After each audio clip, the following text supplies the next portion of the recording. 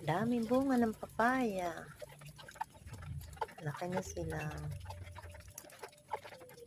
Nung pumunta ako dito, napakaliit pa. Ngayon, malaki na.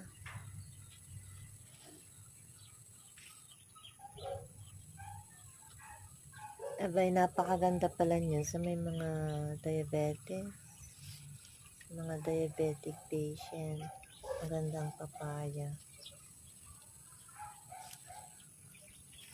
Berde pa man or hinog. Pag berde, lulutuin mo.